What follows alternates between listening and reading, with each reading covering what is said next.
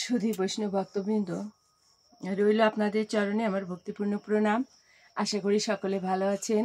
প্রণাম জানাই শ্রী গুরুদেবের চরণে, প্রণাম জানাই অনন্ত কোটি বিশ্বব্রহ্মাণ্ডের নায়ক শ্রী ভগবান শ্রীকৃষ্ণচন্দ্রের চরণে কোটি কোটি ভক্তিপূর্ণ প্রণাম। সুধী বৈষ্ণব ভক্তবৃন্দ, ধারাবাহিক অনুযায়ী আজ আমরা শ্রীমদ্ ভগবদ গীতার ২য় অধ্যায়ের ২৩ নং শ্লোকটি উপস্থাপন করব। আসুন আমরা সকলে ব্রতী হই। তবে তার আগে একটু ছোট্ট কথা। দেখুন, আমরা অনেকে ভাগ্য পরিবর্তনের জন্য অনেক কিছু করি, যেমন হচ্ছে গোমেদ রত্ন ধারণ, শ্বেত রত্ন ধারণ, তারপরে এর অভাবে অনেকে কি করেন, শ্বেত কবরীর মূল ধারণ মানে শিকড় ধারণ ইত্যাদি ইত্যাদি। অনেকে আমরা এটা করে থাকি। আর বিশেষ করে রাশিগত যাদের সমস্যা তারা এটা করে থাকেন। আর পঞ্জিকাতেই এটা আছে, রাশি অনুযায়ী এবছরে প্রতিকারের জন্য আপনার এই রত্ন ধারণ করা উচিত। রত্নগুলোর দাম কিন্তু লক্ষ লক্ষ টাকা বা কখনো 1000 টাকা। তো আমরা এই রত্নগুলো যদি ধারণ না করে প্রতিদিন স্তবে পাঠ করি, এতে কিন্তু আমরা সুফল পাই। শুধু ইহকালের নয়, এই জগতের নয়, আমরা পরকালেরও কি খুঁজে পাবো, একটা পরম শান্তি খুঁজে পাবো। তা এটা কিন্তু আমার কথা না, এটা শাস্ত্রের কথা। আপনারা ইচ্ছা করলে পঞ্জিকা খুলে দেখতে পারেন। পঞ্জিকাতে রাশিগত যে প্রতিকার আছে সেখানে কিন্তু এটা লেখা আছে যে নীলা রত্ন ধারণ, গোমেদ রত্ন ধারণ, অভাবে মূল ধারণ মানে শিকড় ধারণ, অভাবে স্তব আদি পাঠ। এটা হচ্ছে একেবারে শেষের দিকে লেখা।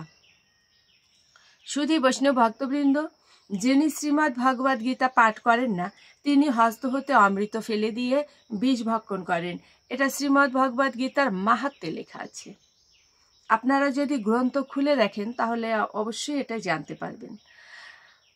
এখন আমি বলবো যে আমরা জাগতিক প্রতিকারের জন্য বা ইহকালের শান্তির জন্য আমরা এই রত্ন ধারণ না করে, শিকড় ধারণ না করে আমরা প্রতিদিন একটি শ্রীমদ্ ভগবদ গীতার শ্লোক শ্রবণ করি। পাঠ করার সময় নেই, আমরা অনেক ব্যস্ত। পাঠ করতে পারলে ভালো। যিনি পাঠ করবেন তারও যে ফল, যিনি শ্রবণ করবেন তারও সেই একই ফল। প্রতিদিন আপনি যখন কর্মক্ষেত্রে যাবার আগে ছোটাছুটি করছেন তখন কিন্তু কি করতে পারেন, এই ভিডিও প্লেয়ারে অন করে দিয়ে আপনি কাজ করতে পারছেন আবার শ্রবণ করতে পারছেন। হ্যাঁ, আর যদি পাঠ করতে বসেন তাহলে আপনাকে একটু সময় নিয়ে বসতে হবে, কিন্তু শ্রবণ করার জন্য এভাবে সময় নিয়ে তো বসতে হয় না। আপনি দৌড়াদৌড়ি ছুটাছুটি কাজ করার মাঝেও, তৈরি হওয়ার মাঝেও, আপনি যখন অফিসে যাচ্ছেন, কেউ স্কুলে যাচ্ছেন, কলেজে যাচ্ছেন, তখনও কিন্তু আপনি তৈরি হওয়ার মাঝেও 5-7 মিনিট একটা শ্লোক শুনতে কিন্তু খুব একটা কষ্ট হবার কথা নয়। এতে কি হয়, জাগতিক প্রশান্তি তো আসবেই। ইহকাল, জাগতিক অর্থাৎ ইহকালের শান্তি আসবে, সঙ্গে আপনি আরও একটা বিষয় পাচ্ছেন, সেটা হচ্ছে পরকালের শান্তি। পরকালের শান্তি কিন্তু আমাদের অনন্তকালের শান্তি। এই জগতের স্থায়িত্বকাল হচ্ছে কি পদ্ম পাতার জলের ন্যায়, ক্ষণিকের জন্য। আর পরকালের স্থায়িত্ব হচ্ছে কি অনন্তকাল। সুধী বৈষ্ণব ভক্তবৃন্দ, কথা বাড়াবো না, আসুন আমরা মঙ্গলাচরণের মাধ্যমে আজ এই 23 নং শ্লোকটি উপস্থাপন করি। অজ্ঞানতিমিরান্ধস্য জ্ঞানাঞ্জন শলাকয়া চক্ষুরুন্মীলিতং যেন তস্मै শ্রীগুরুবে নমঃ। নমো বিষ্ণুপাদায় কৃষ্ণপৃষ্ঠায় ভূতলে শ্রীমতে মহানাম স্বামিনীতে নমামিহে। বাঞ্ছাকল্পতরুভ্যশ্চ কৃপা সিন্ধুপয়েব চ পতিতানাং পাবনেভ্যো বৈষ্ণবেভ্যো নমো নমো। গুরু কৃপা হি কেবলম, গুরু কৃপা হি কেবলম, गुरु कृपा हि केवलम्। ॐ वन्दे ब्रह्मशिवराद्धं पञ्चतत्त्वस्वरूपिणं श्रीहरिपुरुषं वन्दे श्रीजगद्बन्धुसुन्दरम्। ॐ हे कृष्ण करुणा सिन्धु दीनबन्धु जगत्पते गोपेश गोपिकान्त राधाकान्त नमस्ते कृष्णाय वासुदेवाय हरये परमात्मने प्रणत क्लेशनाशाय गोविन्दाय नमो नमः। तप्तकाञ्चन गौराङ्गिनी राधे वृन्दावनेश्वरी वृषभानुसुतं देवे प्रणमामि हरिप्रिये। ॐ नमो ब्रह्मदेवाय गो ब्राह्मणहिताय च जगदीधाय कृष्णाय गोविन्दाय नमो नमः। ॐ वृन्दा वै तुलसी देव वै प्रिया वै केशवस्य च विष्णुभक्ति पदे देवी शतवत्तै नमो नमः। जय जय श्री कृष्ण चैतन्य प्रभु नित्यानंद श्री अद्वैत गदाधर शिवासादि गौर भक्त वृंद। हरे कृष्ण कृष्ण कृष्ण हरे हरे हरे राम राम राम हरे हरे। ओम श्री परमात्मने नमः। ओम श्रीमद् भगवते श्रीगीताय नमः। नारायणं नमस्कृत्य नरं चैव नरोत्तमं देवीं सरस्वतीं व्यासं ततो जयमुदीरयेत्। मूकं करोति वाचालं पङ्गुं लङ्घयेत् गिरिं यत्कृपातमहं वन्दे परमानन्दमाधवम्। ओम नमो भगवते वासुदेवाय नमो भगवते वासुदेवाय नमो भगवते वासुदेवाय। श्रीमद् भगवते श्रीगीताय नमः श्रीगीताय नमः श्रीगीताय नमः। श्रीमद् भगवद गीता द्वितीय अध्याय सांख्ययोग श्लोक संख्या 23। नयेनं सिन्दन्ति शस्त्राणि नयेनं दहति पावकः न चयेनं क्लेदयन्ति आपः न शोषयति मारुतः। অনুবাদ, আত্মাকে অস্ত্রে দ্বারা কাটা যায় না, আগুনে পোড়ানো যায় না, জলে ভেজানো যায় না, অথবা হাওয়াতেও শুকানো যায় না। তাৎপর্য, তরবারি, আগ্নেয় অস্ত্র, পর্জনাস্ত্র, বায়বীয় অস্ত্র আদি কোনো রকম অস্ত্রশস্ত্রই আত্মাকে হত্যা করতে পারে না। এই শ্লোকে বোঝা যায় মহাভারতের যুগে আধুনিক যুগের মতো আগ্নেয়াস্ত্র তো ছিলই, আর তাছাড়া জল বায়ু আকাশ আদি তৈরি অস্ত্রের ব্যবহারও ছিল।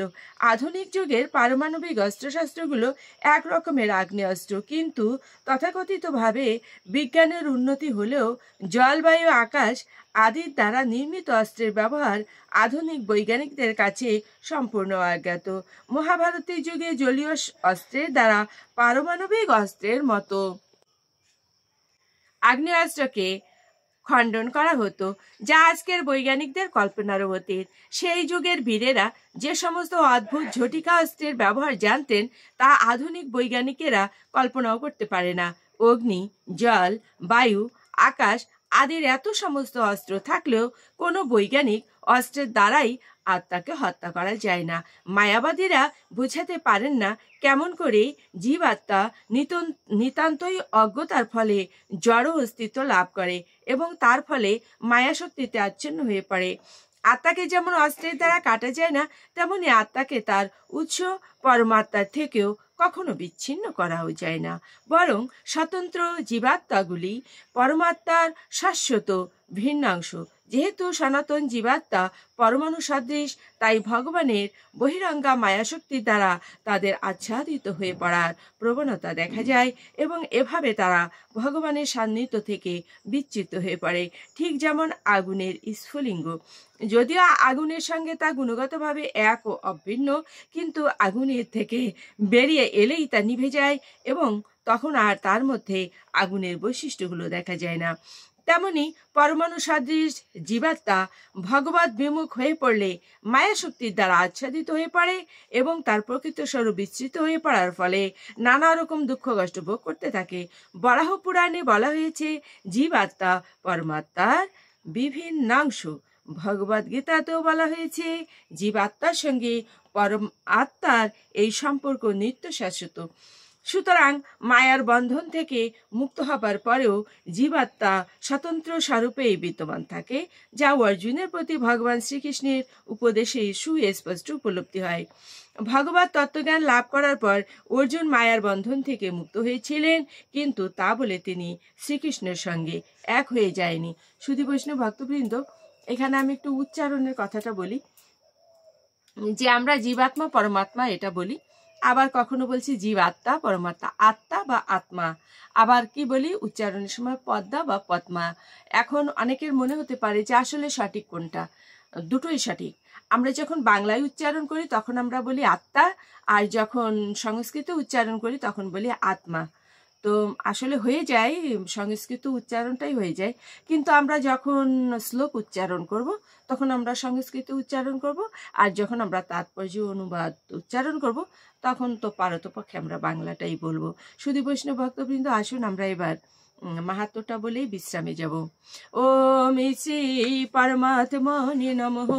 ওম শ্রীমদ্ ভগবতে শ্রী গীতায় নমঃ।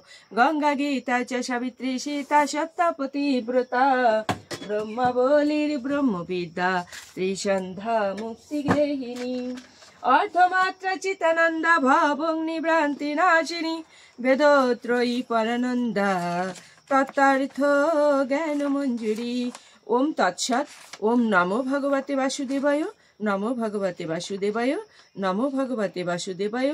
শ্রীমদ্ ভগবতে শ্রী গীতায় নমঃ। শ্রী গীতায় নমঃ। শ্রী গীতায় নমঃ।